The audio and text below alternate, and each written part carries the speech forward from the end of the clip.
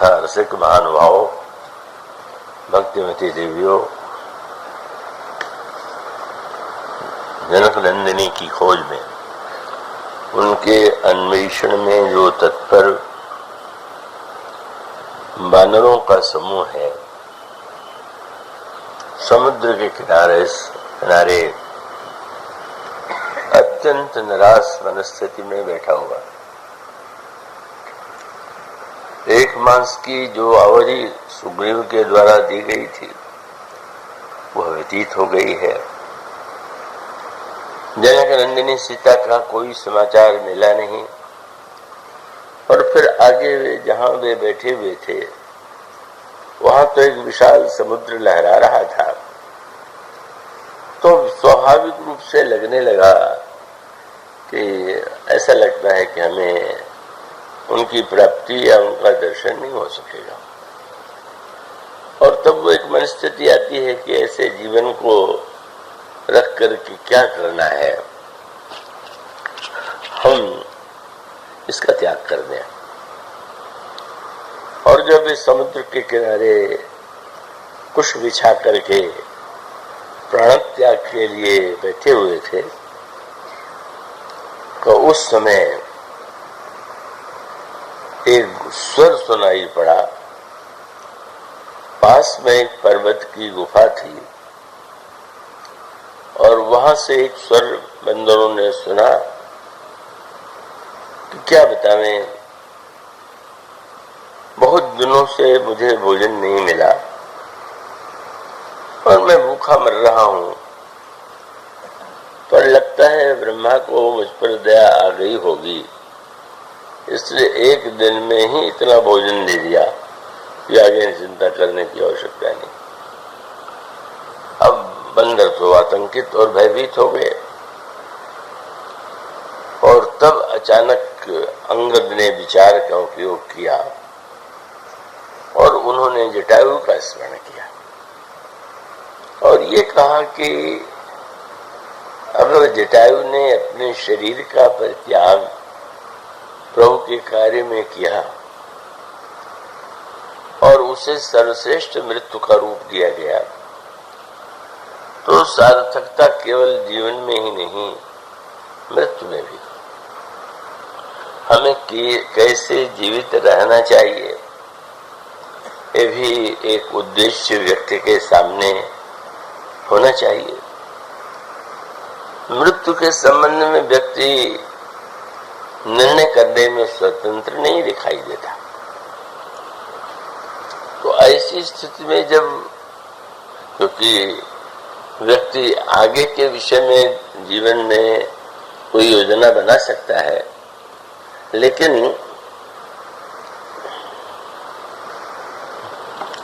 मृत्यु कैसे हो उसके विषय में तो व्यक्ति का कोई अधिकार नहीं। कब हो, कैसे हो,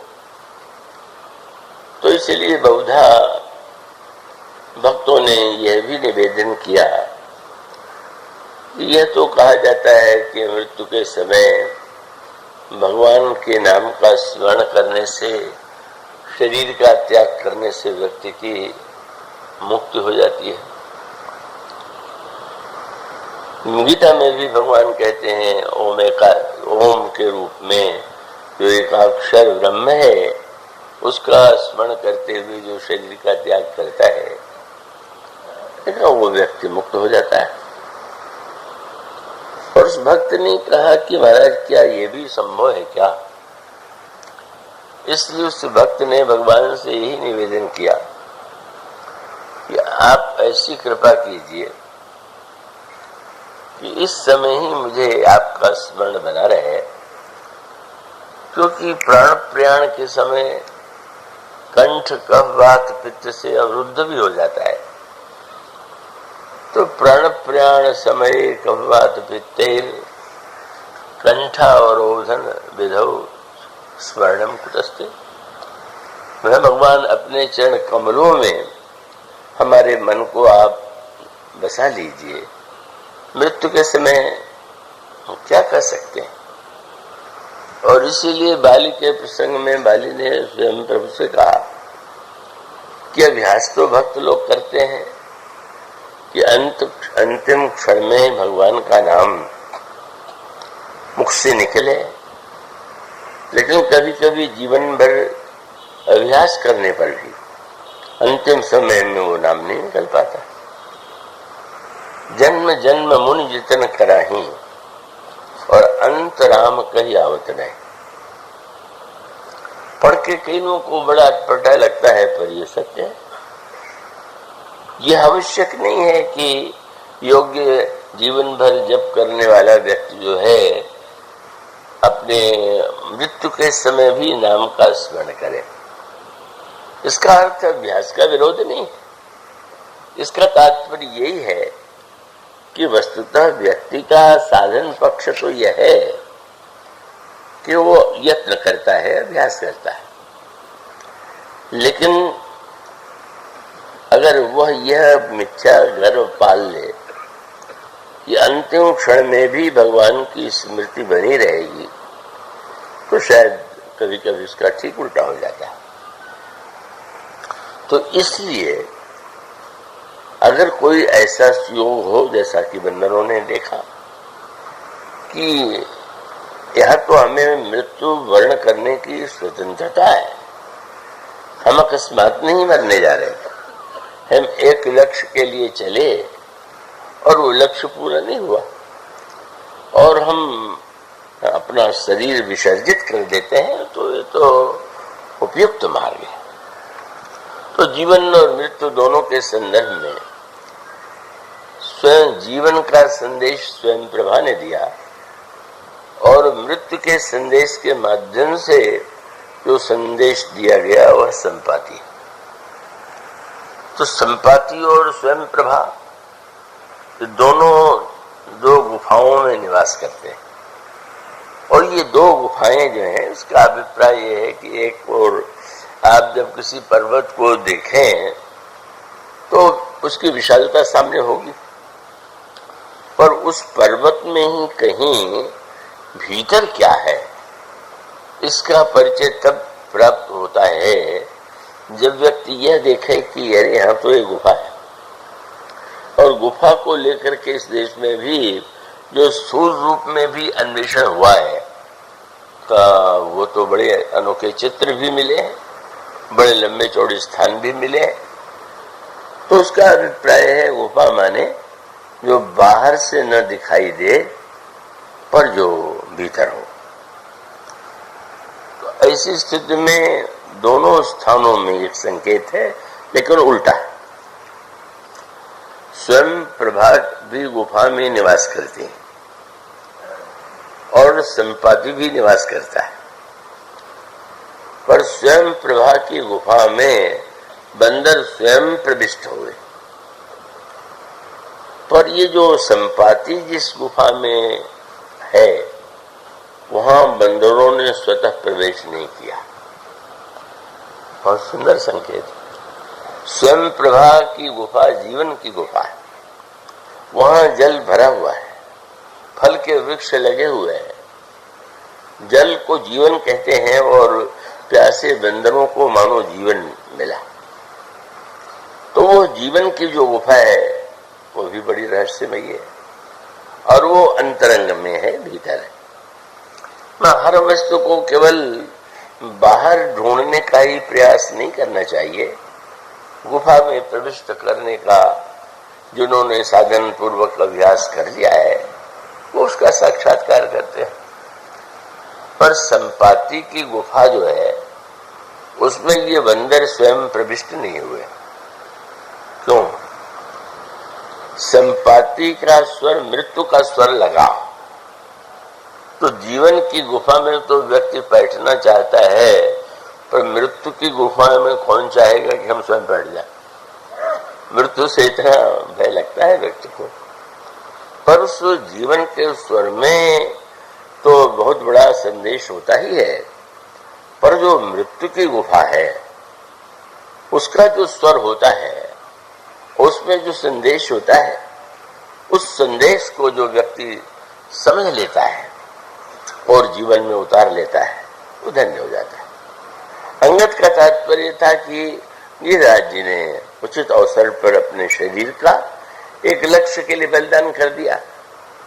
और हम अगर वो गिरिराज जी भी, वो भी तो असफल हो गए थे, वो भी तो सीता जी को नहीं बचा पाए थे, लेकिन फिर भी धन्य हो गए।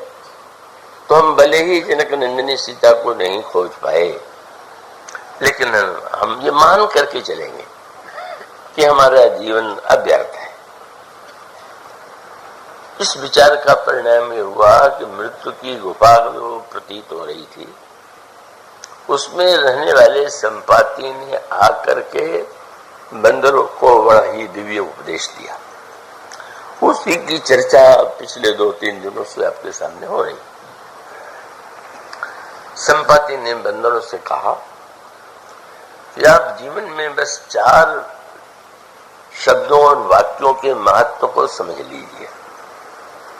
और उसके जो संपाति का स्वर था वो केवल बंदरों के लिए नहीं था। ये जो बंदर हैं आध्यात्मिक अर्थों में मोक्ष के नाना प्रकार के साधन है। मैंने पत्रिका में गोस्वामी जी यही कहते हैं, कैवल्य साधन अखिल भाव मरकट कटक। तो इसका अभिप्राय कि साधक के लिए, जिन लोगों के जीवन में कोई विशेष लक्ष्य नहीं है, साधना नहीं है, जो जीवन में बस जी ले इतना ही यथेष्ट मान के संतुष्ट है, उनके लिए ये वाक्य उपयोगी नहीं लग सकते। लेकिन अगर कोई लक्ष्य लेकर के चला है तो उसके लिए ये वाक्य बड़े ही प्रेरक है। और वो 4 वाक्य था तासुदूत। एक तो आप इसको मत भूलिए कि आप किसके दूत हैं, और दूसरा वाक्य था कि आप अपने मन में आई हुई कायरता को छोड़ दीजिए, और तीसरा शब्द था भगवान को हृदय में धारण कीजिए, और चौथा वाक्य था हृदय में धारण करके उपाय कीजिए। मानो इन 4 वाक्यों में ही साधना का, पुरुषार्थ का, कृपा का सारा सामंजस्य छिपा हुआ है। तो कल दूत की बात प्रारंभ की गई थी। तो नए लोग आते हैं, इसलिए थोड़ा पहले से पृष्ठभूमि बतानी पड़ती है। तो ये जो रामदूत शब्द है, सुना सबने। सत्संग में अनेक लोग जाते हैं, सुनते भी नित्य हैं, पर सुनने के बाद जीवन में उसको सही अर्थों में ग्रहण करने वाले बहुत बिरले व्यक्ति होते हैं। इसलिए श्रोताओं के अनेक रूप हैं। श्रोता त्रिविध समाजपुर ग्राम नगर दुहकूल। श्रोता भी 3 प्रकार के होते हैं। तो सर्वश्रेष्ठ श्रोता यहाँ पर बंदरों में कौन है? जो अपने लक्ष्य तक पहुंचने में सफल हुए, जो धन्य हुए, जिन्हें प्रभु ने आशीर्वाद दिया, वो हनुमान जी। और कोई बंदर उन वाक्यों को सुन के भी उतार नहीं पाया। पर हनुमान जी का चरित्र क्या है? हनुमान जी की भूमिका क्या है? कि वे श्री राम के दूत, और दूत की भूमिका, और विशेष रूप से वह भूमिका बहुत जटिल तब हो जाती है कि जैसे कोई लिखा हुआ भाषण पढ़ना हो तो आप पढ़ दीजिए, या कोई रटा हुआ भाषण देना हो तो आप उसे दे दीजिए। कई लोग बिल्कुल रटे हुए रहते हैं, कई लोग लिखे हुए रहते हैं।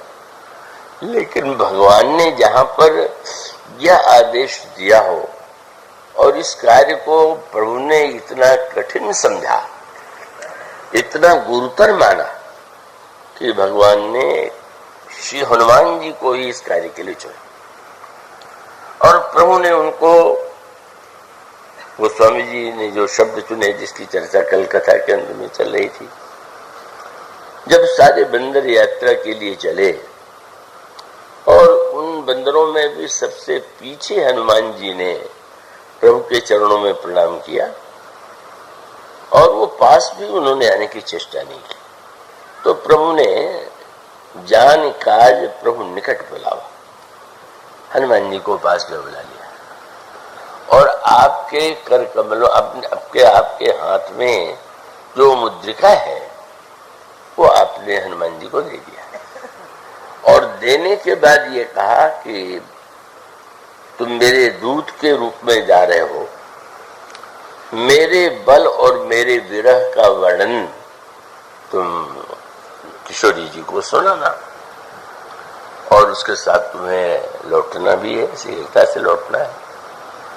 तो वाक्य तो बहुत थोड़े से कहे गए, कहीं बल विरह वेगी तुम आयो, लेकिन उसको कैसे किया जाता है और उस समय उस संदर्भ में जहां पर भगवान का संदेश देना हो और जिन्हें दिया जा रहा हो वो साक्षात भगवान की परम प्रियतमा प्रेयसी शक्ति, चाहे जो शब्द जोड़ लीजिए, वो इतना कठिनतम कार्य है। और तब इसका बड़ा उल्टा और उल्टा तात्पर्य यह हुआ और हनुमान जी ने इसी की ओर प्रभु ने मुद्रिका देकर के संकेत दिया और ये कह करके कि ये मुद्रिका एक चिन्ह है। अब उस चिन्ह को भगवान ने जिन जिन अर्थों में दिया हो इसकी व्याख्या तो प्रभु ने नहीं किया। अब उसकी क्या व्याख्या है ये तो जो उसको हृदयंगम करने वाला है तो वही व्यक्ति समझ सकता है कि मुद्रिका को दे करके प्रभु ने क्या क्या संदेश, क्या सूत्र हनुमान जी को दिया। और अगर उसको भावनात्मक स्तर पर देखें तो इस मुद्रिका का अपना एक इतिहास है। यह मुद्रिका सबसे पहले जनकपुर में दूल्हा राम की भूमिका में सामने आती है। भगवान राम के सौंदर्य का वर्णन करते हुए, दूल्हा राम का वर्णन करते हुए गोस्वामी जी ने उनके कर कमलों में मुद्रिका है ये वर्णन किया और उस मुद्रिका के लिए उन्होंने एक बड़ा विलक्षण शब्द लिखा। मुझे विश्वास है कि आप पूरे चैतन्य में रहेंगे। अब आज और कल 2 दिन में तो मैं क्या सकूंगा, इस बार तो प्रेमनाथ जी का 11 दिन हो रहा है, अब अन्यत्र तो 7 दिन 9 दिन यहाँ, पर 9-11 दिन क्या, वो तो ये 11 महीने भी कम। उसको पूरे संदर्भ से जोड़ करके देखिए और इस मुद्रिका का जब गोस्वामी जी दूल्हा राम के कर कमलों में वर्णन करते हैं तो उन्होंने एक शब्द लिखा क्या कि श्री राम के हाथ की जो है मुद्रिका जो है वो चित्त को चुराने वाली है। कर मुद्रिका चोरी चित ले, तो वे हृदय चुरा लेना और प्रेम, ये सब शब्द तो लोग प्रयोग करते रहते हैं, पर यह मुद्रिका चित्त को चुरा लेती है, इसका क्या तात्पर्य? और तब इसके लिए आपको अत्यंत गहराई में प्रवेश करना होगा और मुझे पूरा विश्वास है कि आप लोग बहुत प्रबुद्ध हैं और यहाँ जो कथा चल रही है मेरे माध्यम से उसमें आप मनोरंजन के लिए नहीं आए होंगे। इसलिए मैं इस ओर आपका ध्यान आकृष्ट करूंगा कि व्यक्ति के जीवन में जो अंतरंग उसका एक रूप है और उसका विभाजन 4 नामों से किया गया और वो नाम है मन, बुद्धि, अहंकार और चित्त। और वो भूमिका आपको व्यवहार में दिखाई भी देती है। जब संकल्प विकल्प ये क्या ठीक क्यों नहीं, तो ये जो वृत्ति उठती है वहां जहां पर उसी को उस स्थिति का नाम मन दे दिया गया। और उसके बाद जब आप एक निर्णय करना चाहते हैं और निर्णय करते हैं तो जो निर्णायक है उसका नाम बुद्धि है। और उसके बाद क्रियान्वित करके जो अपने आप को करने वाला मानता है, मैंने ऐसा सोचा और मैंने ऐसा किया, वही अहंकार है। तो मन, बुद्धि और अहंकार के साथ साथ इन तीनों को तो आप प्रत्यक्ष जीवन में देखते ही हैं। आपके मन में विविध प्रकार के दृश्य और वृत्ति आती रहती है। बुद्धि का भी प्रयोग आप करते रहते हैं। अहंकार तो हर क्षण जीवन में साथ लगे हुआ है, लेकिन इनके पीछे एक और है। आप कृपा करके पूरी तरह से इसी के लिए भगवान कहते हैं कथा में केवल मन से मत सुनो। मन से तो केवल विषय ही सुनता है, क्योंकि उसको मनोरंजन चाहिए। तो विषय ने कहा पूरी मन हरि गुण ग्रामा श्रवण सुखद अरु मन अभिरामा। चलो भाई, कुछ आनंद आ जाएगा, कुछ मनोरंजन हो जाएगा। तो मन से सुनने वाला विषय है, और उसके लिए भगवान की कथा में और संसार की गाथा में कोई अंतर नहीं। इस मनोरंजन में भी आनंद ले, दूसरे में भी ले ले। जैसे भौरा जो है कभी फूल पर बैठ जाए, कभी नली पर बैठ जाए। पर साधक वह है कि जो मन के साथ साथ बुद्धि का प्रयोग करता है। सुनने के बाद वो विद्य से विचार करता है कि जो कहा गया है इसका तात्पर्य क्या है। और जब बुद्धि से विचार करता है तो वो विषय से साधक की श्रेणी में, विषय से साधक की श्रेणी में पहुंच गया। तो मन प्रधान विषय और बुद्धि प्रधान साधक पर जो सिद्ध भूमि है, वहां पर प्रधानता है चित्त की। अब ये जो चित्त है, भगवान राम जब लक्ष्मण जी ने कुछ प्रश्न किए और प्रभु ने लक्ष्मण जी से सुनने के लिए कहा, तो यो तो सावधानी से सुनिए, ये वक्ता का कर्तव्य है, तो प्रभु कहा करते हैं और वो ठीक। लेकिन जब लक्ष्मण जी से उन्होंने सुनने के लिए कहा तो आप क्या पंक्ति पाते हैं? भगवान ने कहा, लक्ष्मण तुमने जो प्रश्न किए हैं उसका उत्तर मैं थोड़े में संक्षेप नहीं दूंगा, पर उसके साथ साथ तुम्हें सुनते समय तीन को कथा से, मेरे प्रवचन से, उपदेश से जोड़ना होगा। क्या? थोड़े ही मह सब कहूं बुझाई, सुनहु तात मन मत चित्त लाई। मन लगाकर, बुद्धि लगा करके, चित्त लगा करके। ये चित्त कौन है? जब आप जागृत अवस्था में होते हैं तो बुद्धि का उपयोग करते हैं, ठीक ही करना चाहिए। आपके मन में कुछ भी क्यों न हो, पर आप जो व्यवहार करते हैं तो इसका ध्यान रखते हैं कि भाई क्या कहना चाहिए और क्या कहना चाहिए। तो उसमें मन में कोई बात है और हम बुद्धि से कुछ कह रहे हैं।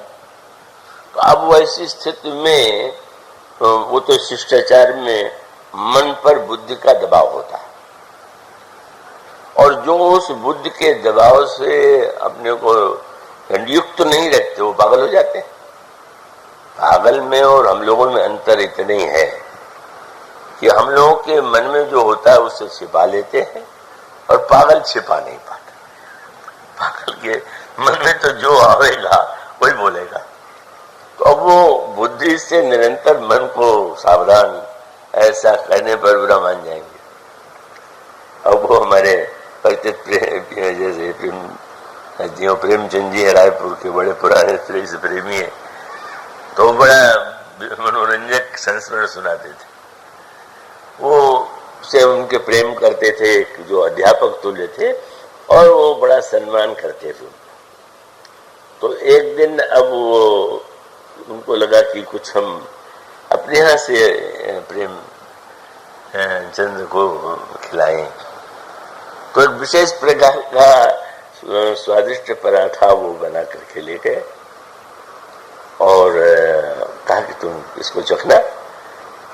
अब वो उन्होंने कहा आपका प्रसाद है। अब उसके बाद संकट कब आया?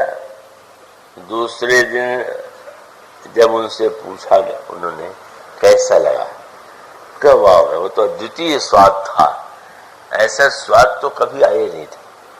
सत्य था कि उसमें इतना अधिक मिर्चा था कि वो बेचारे एक गिलास भी नहीं खा पाए थे। लेकिन अब ये कहें क्या कि आप क्या बेकार की चीज लाए थे, मैं तो खा ही नहीं सका। और तब मैंने पहले गुरुजी हैं, अब वो कह रहे हैं तो पर संकट में तब पड़ गए कि जब वो फिर से बनवा के लाए और बनवा करके लाने के बाद जब उन्होंने ये प्रस्ताव किया कि मेरे सामने खाओ, अब क्या करें, तो उन्होंने कहा जरा मैं पूजन में नहीं मैंने किया है, बिना स्नान पूजन के मैं नहीं लेता हूँ, तो मैं ले लूंगा पर बाद में। यही लाचारी है, आपके मन में न जाने क्या कुछ बात है पर वो आप कह नहीं पाते। बुद्धि का शासन, तो जागृत अवस्था में आपके ऊपर बुद्धि का शासन होता है, और जो सपना होता है उसमें आपके ऊपर बुद्धि का शासन नहीं होता। जो सपने आते हैं वो बुद्धि संगत नहीं होते, वो जो कुछ होता है उसकी बुद्धि से व्याख्या नहीं होगी। और उसका अभिप्राय है कि उस समय दिन भर जो मन दबाया गया है, जब वो अपनी सृष्टि बाहर के संसार में तो लोगों से व्यवहार करना पड़ता है, और सपना तो व्यक्ति के अपने ही मन का बनाया हुआ संसार है। तो वो चाहे जो कुछ कहना होता है, जो करना होता है, वो बुद्धि निष्के स्थान पर मन का ही प्रयोग करता है। और जब आप सो करके उठते हैं, जिसको सुषुप्ति कहते हैं, जागृत अवस्था में मन, जागृत अवस्था में बुद्धि, स्वप्न में मन और सुषुप्ति में अहंकार। क्योंकि अब कुछ नहीं है तो आपके मुंह से ही निकलेगा या मैं बड़े सुख से सोया। इस तरह से इन तीनों का जो खेल है नित्य हमारे आपके जीवन में होता है, मन, बुद्धि और अहंकार का। लेकिन इसके पीछे जो है उसका नाम चित्त है, और ये जो चित्त है ये सामने नहीं दिखाई देता, पर जितना कुछ मन में आता है, जो बुद्धि में आता है, जो अहंकार की भाषा है, सबके पीछे वो चित्त ही होता है। और इसलिए योगी जब साधना करता है तो आप में से जिन्होंने पातंजलि योग दर्शन पढ़ा हो, उसमें योग की क्या व्याख्या है? योग माने तो कहते हैं योगश्चित्त वृत्ति निरोध है। हमारी चित्त वृत्तियों का जब निरोध हो जाए तो योग है। और उसका अभिप्राय है कि सारा खेल चित्त का है, और चित्त का खेल इसलिए है कि जितना आपका व्यवहार है आपको लगता है कि आप कर रहे हैं, पर चित्त किस प्रेरणा से। और चित्त में होता क्या है कि जो आपके पूर्व जन्मों के संस्कार हैं वो चित्त में। अब वो जब आप कोई निर्णय करते हैं बुद्धि से, तो आप बुद्धि से थोड़ी करते हैं। आपके संस्कार में पहले से जो धारणाएं हैं, आप हिंदू हैं, मुसलमान हैं, ईसाई हैं, या जो जाति हैं या जो समाज है, अब जो आपके चित्त में वो संस्कार है आप उसके अनुकूल वो सही समझते हैं। तो ये जो चित्त है यही सबसे कठिन है इसका, क्योंकि ये बाहर तो दिखाई नहीं दे रहा। मन, बुद्धि, अहंकार तो दिखाई दे रहे हैं और चित्त दिखाई नहीं दे रहा है, और सारे संस्कार उसी में छिपे हुए हैं। तो अब उसको कैसे उस पर विजय पाया जाए, उसके अनेक उपाय। योगियों ने कहा कि क्रमशः ध्यान, धारणा, प्रत्याहार, समाधि, जब इनके द्वारा साधक आगे बढ़ता है तो चित्त वृत्तियों का निरोध हो जाता है। अभी यह चित्त वृत्तियों के निरोध के अनेक मार्ग हैं, पर भक्तों ने बहुत मीठा मार्ग खोज लिया। क्या? दूल्हा के रूप में श्री राम को देखना, और दूल्हा के हाथ में जो मुदरी है उसको देखना। तो उस मुदरी का उपयोग क्या है? वो स्वामी जी बहुत सुंदर बात, बहुत सूक्ष्म कहते हैं कि आप जब दूल्हा राम को देखें तो आपके मन को एक आनंद की अनुभूति होती है। दूल्हा वैसे भी आकर्षक लगता है, और जब श्री राम ही दूल्हा बन जाए तो क्या कहना है, अद्भुत दूल्हा। और बस गोस्वामी जी वर्णन करते हुए तृप्त नहीं होते। तो भगवान के द्वारा फिर अब वे घोड़े पर बैठे हुए, और घोड़े पर बैठे हुए भगवान राम घोड़े को नचा रहे हैं, और घोड़ा अत्यंत चंचल है। तो घोड़ा अगर शांत हो जाए तो घोड़ा क्या रह गया, वो तो गधा हो गया। गधा थोड़ा शांत रहता है। तो घोड़े की प्रशंसा तो यही है कि वो घोड़ा चंचल हो, पर घोड़े की समस्या यह है कि चंचल घोड़ा अगर आप उसको ठीक लगाम पकड़ करके अपने बस में रखें तब तो आप जहां जाना चाहें और जल्दी पहुंच जाएंगे। पर अगर आपके हाथ में घोड़े की लगाम न हो और घोड़ा चंचल जिधर जाए लेके भागे, तो बेचारा जो बैठा हुआ है उसकी क्या दशा हो। वो तो अच्छा इसीलिए होता है कि जो विवाह वगैरह में दिखाया तो यही जाता है कि दूल्हे को घोड़े पर ले आओ, तो वो तो नाटक होता है। और उस दूल्हे को हाथ में घोड़ा, अब दूल्हा तो बेचारा क्या, वो घोड़सवार थोड़ी है, तो उसका एक शोभा है, उसको एक ने पकड़ लिया है। लेकिन यह एक कार्य है। तो दूल्हा जो श्री राम जब घोड़े पर बैठे तो उसकी चंचलता देख करके आश्चर्यचकित हो गए कि इतना चंचल घोड़ा। और इतना ही नहीं, यह भी दिखाई पड़ा कि इस चंचल घोड़े को श्री राम उस पर बैठे हुए नचा रहे हैं। बड़ा सुंदर वर्णन गोस्वामी जी ने कहा। और तब यह पता लगाने की चेष्टा की गई है कौन। तो देखिए, सबसे चंचल कोई है तो मन। मन से बढ़कर कोई चंचल नहीं। और जो काम की वृत्ति है उसका भी उदय मन से होता है, इसलिए उसका नाम भी मनोज है। और इसका अभिप्राय कि मन में जब काम की वृत्ति आ जाती है तो व्यक्ति नियंत्रण खो बैठता है और वो मन उसे चाहे जिस दिशा में ले जाता है। मन बड़ा ही चंचल है और इसलिए मन के उस घोड़े पर बैठा हुआ, मनोज के घोड़े पर बैठा हुआ का वो बेचारा कहां ले जा करके किस गर्त में फेंक दिया जाएगा, कहां गिरेगा उसका कोई ठिकाना नहीं। तो मानो दूल्हा राम जब आए तो पूछा गया, ये दूल्हा, ये घोड़ा इतना चंचल कौन है। तो वो समझे जेही बर्बाद राम असवारा तेही सारदहु न भर नहीं पारा। जिस घोड़े पर श्री राम बैठे हुए हैं उसका वर्णन शारदा भी नहीं कर सकती।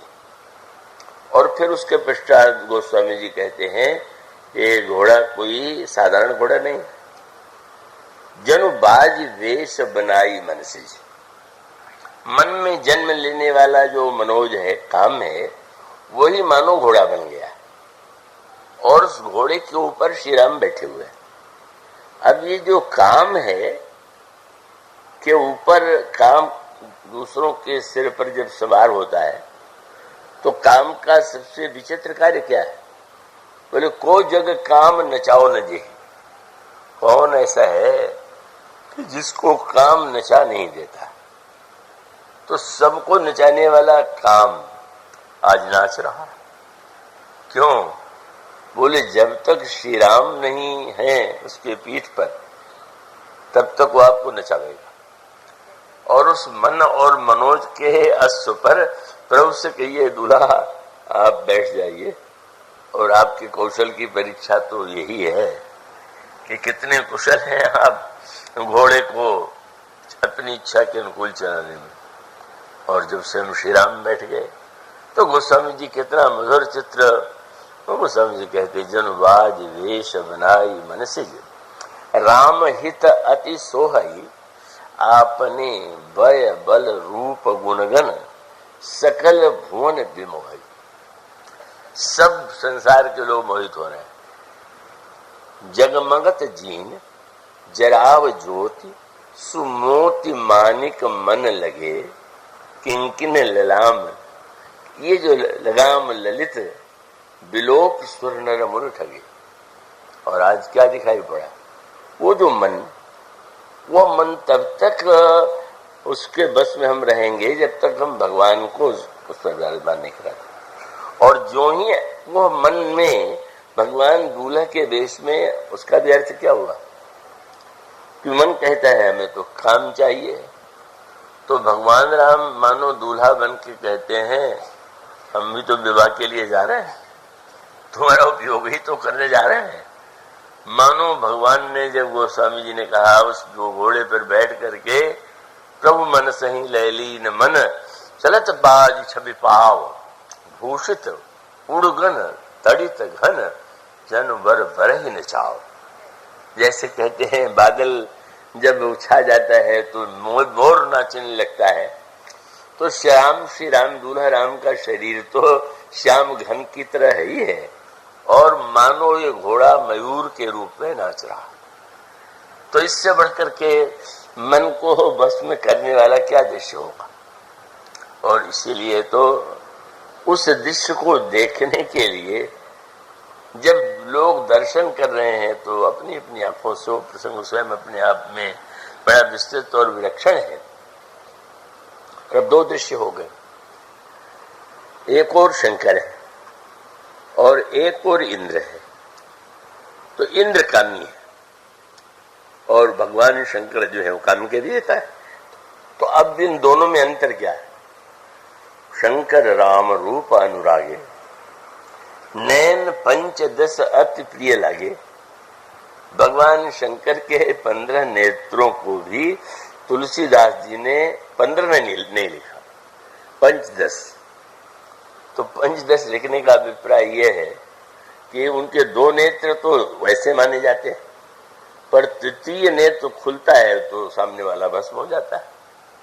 तो अब जब श्री राम ने तीसरा नेत्र खोलने का निर्णय किया शंकर जी ने, तो आश्चर्य हुआ। तो उनका तात्पर्य था कि इस तृतीय नेत्र से अनित्य जलता है, वो श्री राम तो परम है, नित्य है, उनके भस्म होने का तो कोई प्रश्न ही नहीं है। और जब वो देखने लगे घोड़े को तो घोड़ा पहचान गया और वो भी घोड़े को पहचान गए। मानो घोड़े ने कहा, जब शंकर जी ने तीसरे नेत्र को खोला और दूल्हा राम घोड़े में बैठे हुए शंकर जी, तो मानो से व्यंग में कहा, संकेत किया, कहाँ गया आपके तीसरे नेत्र का प्रताप? आपने खोला और एक मुख से नहीं 5 मुख पे 5 नेत्र खोल दिया। तो भगवान शंकर ने यही कहा कि हाँ, तुमको ये भ्रम नहीं होना चाहिए कि तुम मेरी दृष्टि के सामने पड़ने पर भी जल नहीं रहे हो। मानो अगर घोड़े ने कहा, काम ने कहा जला के देखिए, तो शंकर जी ने व्यंग में कहा जरा उतर करके देखो, राम जब अलग हो जाएंगे तो तुम एक क्षण भर में भस्म हो जाओ। तो उसका अभिप्राय कि जब वो काम की वृत्ति भगवान से जुड़ जाए, और इसीलिए इंद्र ने शंकर जी से बाजी मार ली। राम ही चतो सुरेश सुजाना गौतम शाप परम हित माना। और इस तरह से मानो ये जो विवाह प्रसंग है व्यक्ति के मन के संदर्भ को पवित्र करने वाला, और बुद्धि से तो उसकी अद्भुत व्याख्या यही है।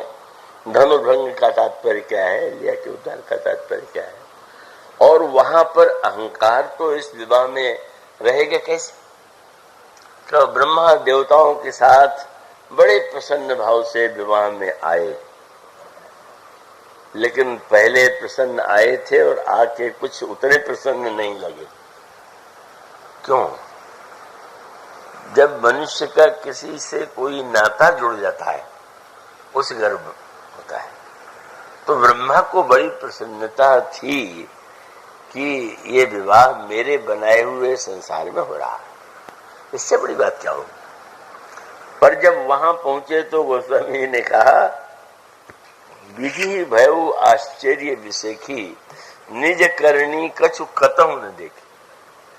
जनकपुर में उनको बनाया हुआ कुछ नहीं दिखाई पड़ा, बस अहंकार समाप्त हो गया। सोचने लगे ये है क्या। जब ये कहा तो शंकर जी ने कहा, तुम का राम को देखने आए हो कि निज करनी देखने आओ? निज करनी क्यों ढूंढ रहे हो? अरे निज करनी तो व्यक्ति देखते ही दिखाता रहता है, यहाँ तो निज करनी के स्थान पर जो निज करनी वाले का भी करने वाला है उसका था। तो वो इस तरह से बुद्धि और अहंकार मानो इन सब लीलाओं में अलग अलग उसका बड़ा दिव्य स्वरूप है। पर ये जो चित्त है, अब ये एक बड़ा, ये चित्त की भूमिका कैसे क्या करें? चित्त का समाधान बहुत कठिन हो गया, कठिन है।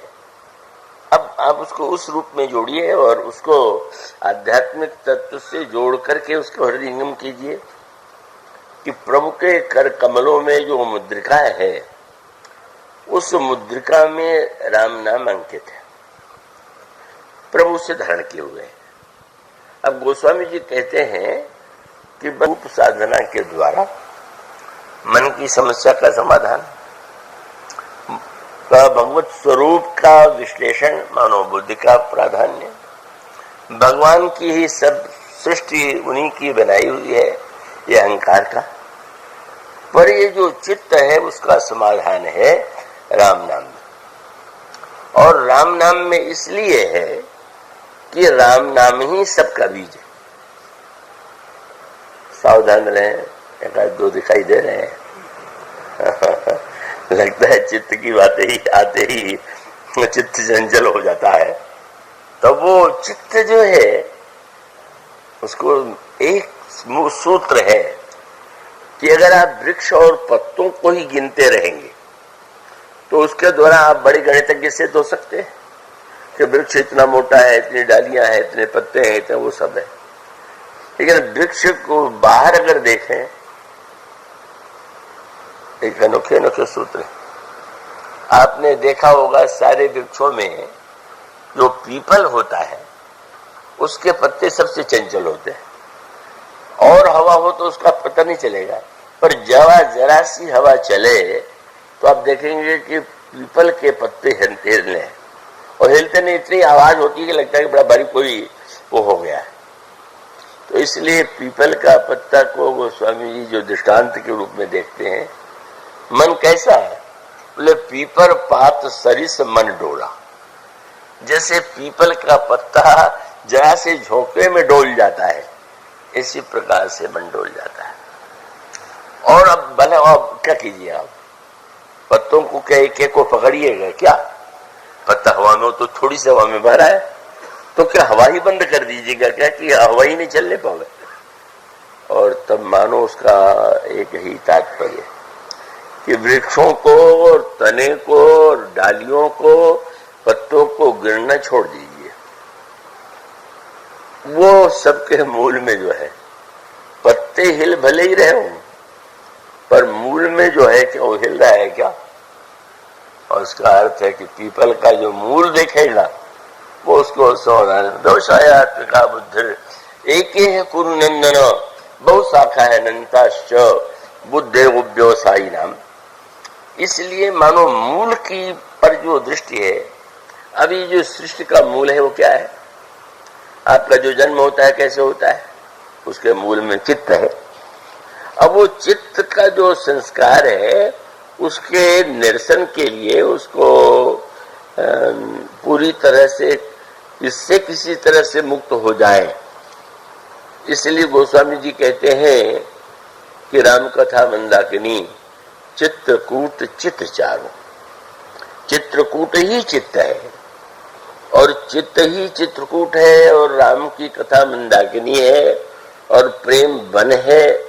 तो उसका भी तात्पर्य है कि चित्रकूट की भूमि ऐसी भूमि है कि जहां पर भगवान की लीला होती है, और वो पर्वत अचल है, हिलता डुलता नहीं। तो ये जो चित्रकूट की भूमि है, मुझे तो एक नया अर्थ सुनने को मिला था, और एक ऐसे व्यक्ति से जो बेचारे अपड़ माने जाते थे, अपड़ थे भी, बड़े भोले वाले थे। मैं बहुत वर्षों से चित्रकूट जाता था, पर अपने को छिपा के ही जाता था कि इसे लोगों को ये न लगने लगे कि वही व्यक्ति जिसका इनाम है। तो वो मिलते थे और वो एक तरह के पंडागिरी के काम करते थे, पर उस तरह के कुछ अलग ही स्वभाव के थे।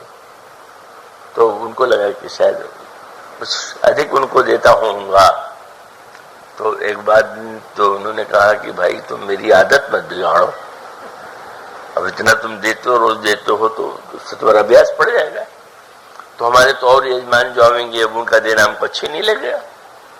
हमको बड़ी बात है भाई, कोई व्यक्ति ये कहे, पर उससे भी अधिक आनंद तब आया कि जब उन्होंने कहा तुम बहुत वर्ष से यहाँ आते हो, तो मैं चाहता हूँ कि मैं तुम्हें थोड़ी रामायण की कथा सुनाऊं। ठीक है, वहां पर एक स्थान जानकी कुंड है, वहां बैठ करके वो सुनाते थे।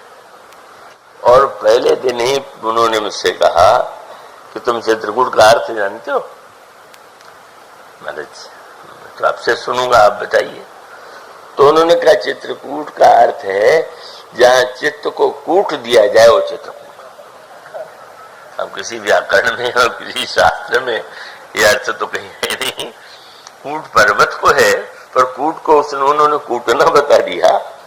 पर मुझे बहुत आनंद आया कि कितनी बड़ी बात मुंह से निकल गई। कूट पर्वत भले ही हो, पर अगर चित्त किसी तरह से कूटा जा सके तो बस सारी समस्या का समाधान है। तो चित्रकूट की भूमि में वो एक विशेष, और उस चित्रकूट की भूमि में जो प्रभाव है वो राम नाम से जुड़ा है। राम नाम जप जाग करत नित, ये भगवान के अलग अलग धामों में अलग अलग उनकी प्रधानता है। तो जैसे भगवान राम के जनकपुर की आप यात्रा करें तो वहां रूप की प्रधानता है। आप अयोध्या की यात्रा करें तो वहां प्रभु श्री राम के शील की प्रधानता है। और यहां जब चित्रकूट में आप प्रवेश करेंगे तो वहां पर रूप के स्थान पर नाम की प्रधानता है। इसलिए गोस्वामी जी से जब किसी ने कहा कि कभी चित्रकूट में प्रभु रहे थे, रहे नहीं थे। चित्रकूट में बसत प्रभु नित्य सिय लखन समेत, नित्य रहते हैं। मुझे तो नहीं दिखाई देते। बोले एक कार्य करो, क्या? बोले चित्रकूट में बसत प्रभु नित्य सिय लखन समेत, और राम नाम जप जच गए।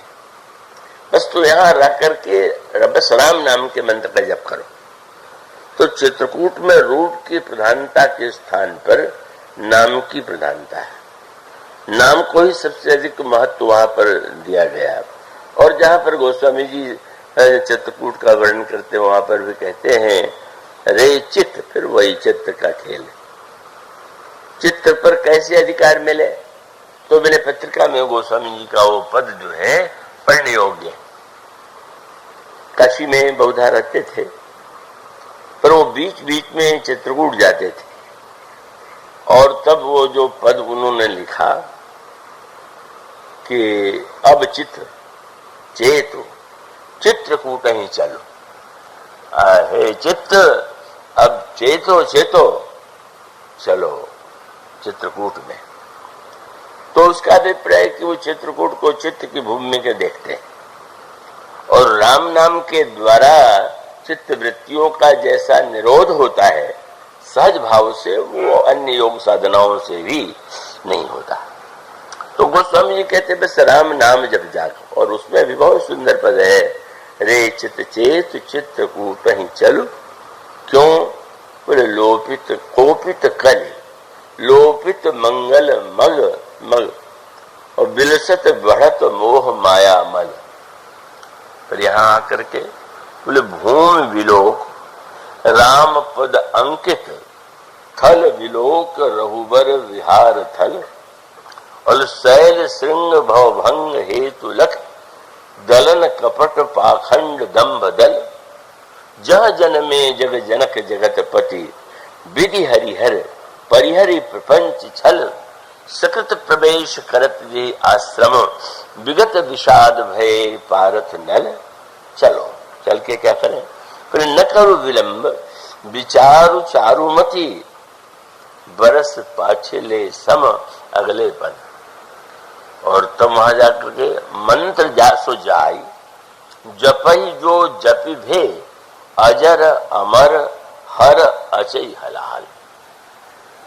जिस नाम के जप के द्वारा शंकर जी ने विष को बचा लिया, वहां पर जाकर के तुम राम नाम का जप करो, और उसका परिणाम क्या बोले, राम नाम जप जाग करत नित, मज्जत पय पावन पीवत जल, करी है राम भाव तो मन को, सुख साधन अनयास महाफल।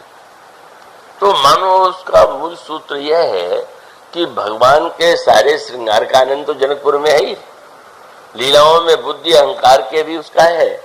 पर गोस्वामी जी कहते हैं बहुत छोटा सा उपाय है, मुदरी कितनी छोटी सी, और प्रभु के कर कमलों के एक अंगुली में वो मुदरी है। पर गोस्वामी जी कहते हैं इस मुदरी की ओर देखोगे तो ये मुदरी में जो राम नाम है वो तुम्हारा चित्त चुरा लेगा, तब तुम्हें कोई और साधन करने की आवश्यकता नहीं रहेगी। तो कितनी बड़ी बात उन्होंने कह दिया कि दूल्हा इतना सजा हुआ है, सुंदर है, वर्णन वो सब कुछ है, पर मुद्रिका को उन्होंने सबसे अधिक महत्व दिया।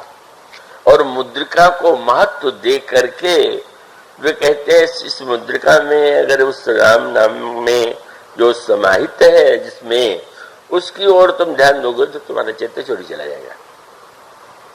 अब यह मुद्रिका जो भगवान राम के कर कमलों में थी, बाद में जनक नंदिनी सीता के को दे दी गई प्रभु श्री राम के द्वारा। अपने व्यंग विनोद में जब वो खेल खेल में पासे आदमी श्री राम सीता जी के सामने हार गए, तो हारने पर कुछ दिया जाता है, तो उन्होंने मुद्री जो थी, अब वो मुद्रिका स्वयं बड़ी दिव्य चिन्ह है, पर जब भक्ति देवी के कर कमलों में पहुंच गई तो फिर तो कहने क्या का साक्षात ज्ञान में प्रभु राम में वो मुद्रिका चिन्मय तो थी, लेकिन जब जानकी जी ने ले लिया तो और अब ये दोनों में जो एक भक्ति है, भक्त रस और ज्ञान का सामंजस्य है, चैतन्य का विलास है, राम नाम है, वो है मुद्रिका। तो प्रभु ने हनुमान जी को मुद्रिका दे करके केवल चिन्ह नहीं दे दिया कि सीता जी को ले जाके मेरा चिन्ह दे देना, और उसका अर्थ सबसे बड़ा अर्थ उसको बंदरों को बड़ा बुरा लगा कि जब प्रभु ने औरों को तो कुछ नहीं उसको उनको दिया, और देने के बाद हनुमान जी ने उसे मुख में रख लिया। तो किसी ने कहा अनाड़ी को देने से ही होता, मुदरी कोई खाने की वस्तु है क्या? अरे मुदरी ये मुंह में क्यों डाल दिया? पर भगवान समझ गए कि इसने मुदरी को सही अर्थों में देखा, सही अर्थों में मुदरी का तत्व समझ गया, और वो मुदरी भगवान श्री राम ने दिया। तो प्रभु मुद्रिका मेले मुख माही माने, प्रभु आपने जो कुछ करने के लिए कहा है, क्या किसी व्यक्ति में ये सामर्थ्य है क्या कि आप और जनक नंदिनी के बीच का जो अद्भुत तात्विक संबंध है, अन्यों से जो आपका संबंध है वो भावना किस स्तर पर है, तो कोई क्या और जान सकता है? आपने कह दिया तुम जाकर के मेरा संदेश सुनाना, पर मैं यह सोचता हूं कि आपने मुझे एक बहाने से आश्रय दे दिया कि नहीं नहीं तुम मुद्रिका को ले जाओ, और ये मुद्रिका ही तुम्हारे मुंह से बोलेगी।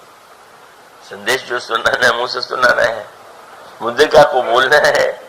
तो हनुमान जी ने मुख में इसलिए रख लिया कि प्रभु आपका बल, आपका विरह मुदरी जैसा जानती और कोई जानता नहीं।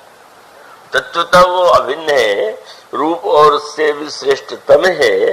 तो ऐसी स्थिति में आपने जो आदेश दिया उसको मैं एक माध्यम में दिखाई दूंगा कि हनुमान बोल रहा है, पर वस्तुतः तो आपकी मुद्रिका ही बोलेगी। अब उस मुद्रिका को चिन्मय तत्व के रूप में हनुमान जी महाराज ने किस किस अर्थों में देखा, कितना अद्भुत प्रसंग है। कितने विघ्न आए, कितनी बाधाएं आई, कितनी समस्या आई, पर वो हनुमान जी को तो यही लगा कि मुझे क्या करना है, जब प्रभु का नाम साथ में है तो ऊपर से जो कुछ मैं करता हुआ दिखाई देता हूं तो लोक दृष्टि है, वस्तुतः तो मुदरी जो है वही राम नाम है। और उसी लिए तो ऐसी जो दिव्य मुद्रिका है वो उस दूत को दी गई जो मुद्रिका का अर्थ समझ सकता। अब किसी को मुद्रिका दान में दे दी जाए और पहले सराफे में जाके दाम पता लगावे कितने का होगा, सोना सही भी है कि नकली है। तो वो तो बेचारे के लिए मुद्रिका है, संसार में ऐसा है। पर जिन्होंने राम नाम के तत्व से युक्त उस मुद्रिका को धारण किया और उस मुद्रिका को लेकर के ही आप लंका में यात्रा के सारे विघ्नों को पार कर लेते हैं। और इसका अभिप्राय है प्रवृत्ति मोह की नगरी में जब आप राम नाम का आश्रय ले लेते हैं तो सारे विघ्न बाधाओं पर आपको विजय प्राप्त हो जाती है। और इसीलिए हनुमान जी जब प्रविष्ट होते हैं तो हनुमान जी को सबसे पहले ठीक ठीक किसने पहचाना? आश्चर्य, लंकिनी ने। लंकिनी ने हनुमान जी को रामदूत कहा करके, ये राम के दूत हैं ये लंकिनी। और लंकिनी वह है कि जो प्रवृत्ति की है लंका दुर्ग की संरक्षिका है, जो प्रवृत्ति है उसके द्वारा सुरक्षित है वो। तो उस प्रवृत्ति की लंका दुर्ग में रहने वाली हनुमान जी ने सोचा कि लंका में किस समय बैठना चाहिए और कितने रूप में, छोटा बन के बड़ा बन करके तो नहीं, अगर जाएंगे बड़ा शरीर दिखावेंगे तो झगड़ा शुरू हो जाएगा। झगड़ा तो बड़ेपन को लेकर के होता है, मेरे सामने बड़े हो तुम क्या, तो हम छोटे बन जाए। बहुत छोटे बन गए, लेकिन अब छोटे बन के मसक समान रूप का विधारी, लंका ही चले सुमिरी नरहारी। हनुमान जी ने मच्छर के समान रूप बना लिया। अब उन श्रोताओं को मैं क्या कहूं जो मुझसे पूछते हैं कि हनुमान जी मच्छर के बराबर बने तो मुद्रिका कहां चली गई? इसका अर्थ है आपने किस भूगोल गणित, रेखा गणित, किस आधार पर इसकी मुद्रिका के अर्थ को ग्रहण किया? आपको ये चिंता है कि हनुमान जी, अर्थ क्या हुआ? हनुमान जी में मुद्रिका है कि मुद्रिका में हनुमान जी है? यही तो जान लेने का तत्व है। दिखाई देखे तो दोनों तरह से, राम नाम में हनुमान जी में राम नाम। मानो एक ऐसा अद्भुत तत्व है कि वो मुद्रिका कोई उसके नाप तौल से उसका कि कितनी बड़ी थी और मुद्री कितनी बड़ी थी, वो तो राम नाम का चिन्मय रूप है और वो भक्त की इच्छा के अनुकूल जैसा आकृति ग्रहण कर लेती है। उसके बाद उल्टा हो गया। जब वो भीतर बैठने लगे तो लंकी उसकी दृष्टि बड़ी पैनी।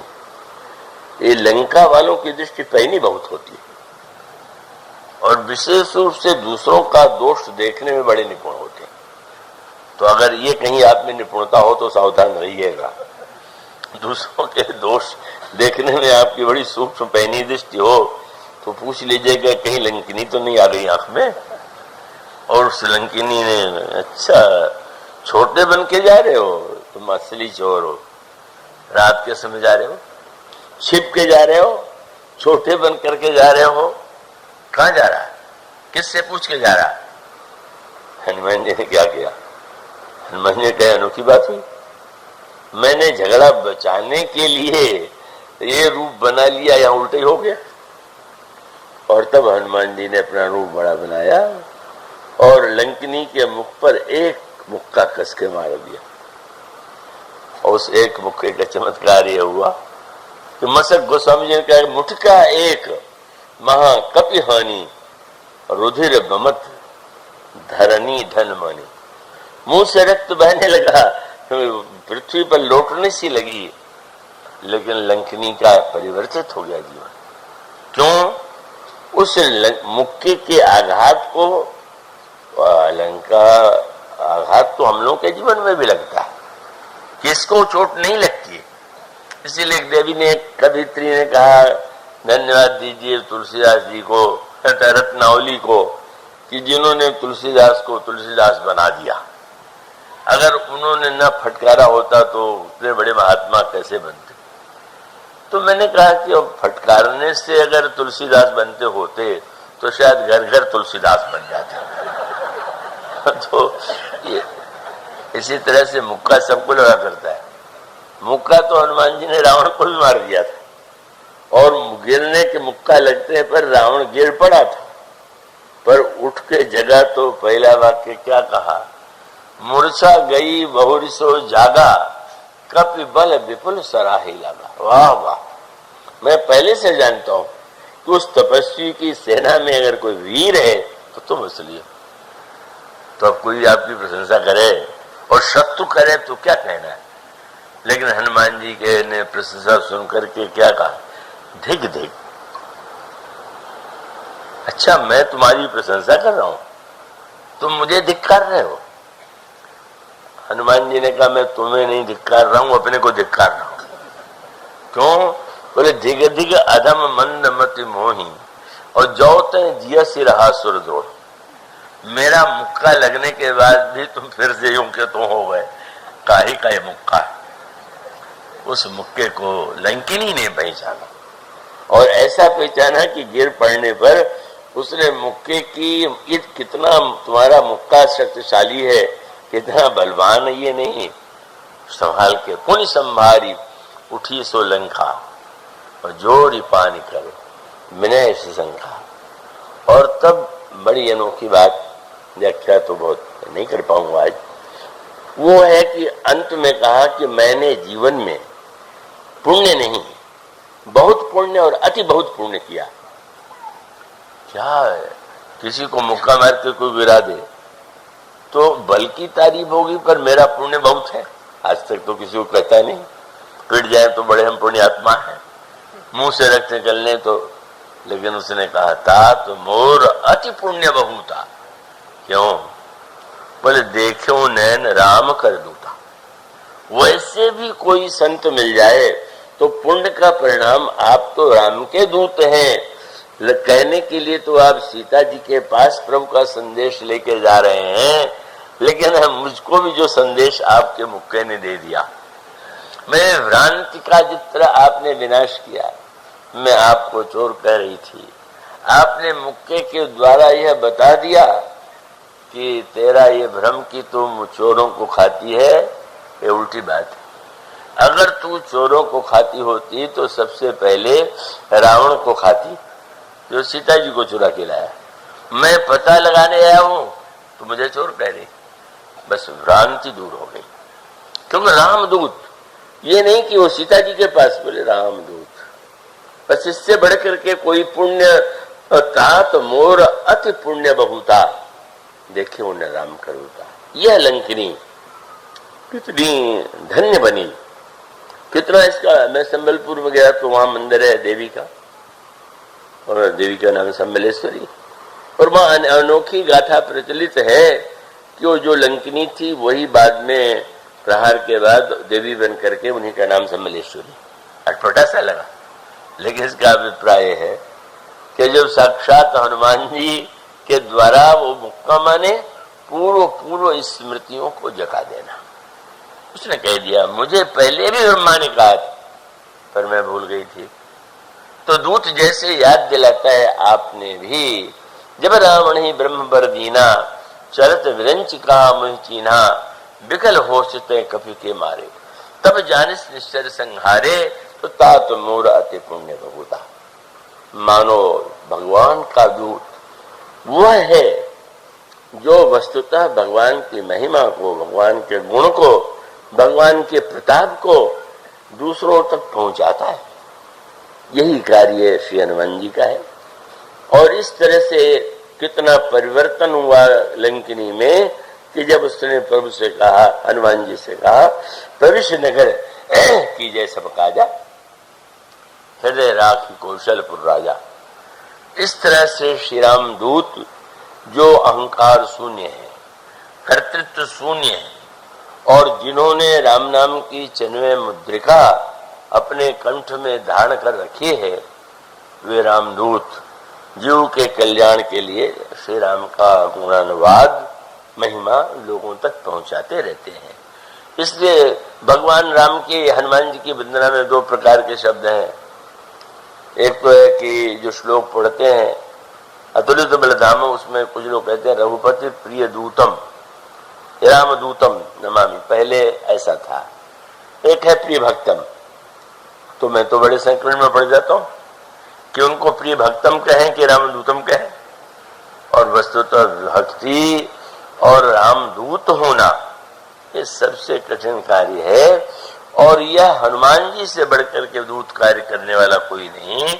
इसलिए संपाति ने जो कथा सुनाई उसको जिन्होंने जीवन में पूरा साकार करके दिखाया, तासु दूत बस तुम तज कदर आई, राम हृदय धरि करहु पाई। तो मैं क्या करूं, गाड़ी तो आगे बढ़ गई। हो सकता है कुछ श्रोता सोच रहे होंगे कि आज कथा समाप्त ही नहीं होगी क्या ये तो बोले चले जाए। तो ऐसे तो बहुत कुछ कहना है और कहना शेष ही रहेगा, पर वो सीमा है और आप लोगों को दूर से आए हैं, जाना है। पर हम इस रामदूत का जो स्वरूप है, मनोजवम मारुतुल्य वेगम जयेन्द्रियम बुद्धिमताम वरिष्ठम माता त्वजम बानरदूत मुख्यम श्री रामदूतम शरणम प्रपद्ये। इस तरह से हनुमान जी का जो दिव्य दूतत्व जो है, जिस तरह से जनक नंदिनी सीता और श्री राम को मिलाता है, और उस प्रसंग का जो इतने दिनों तक चल रहा था वो कल उसका समापन विश्राम होगा। आज इतना ही। बोलिए सिया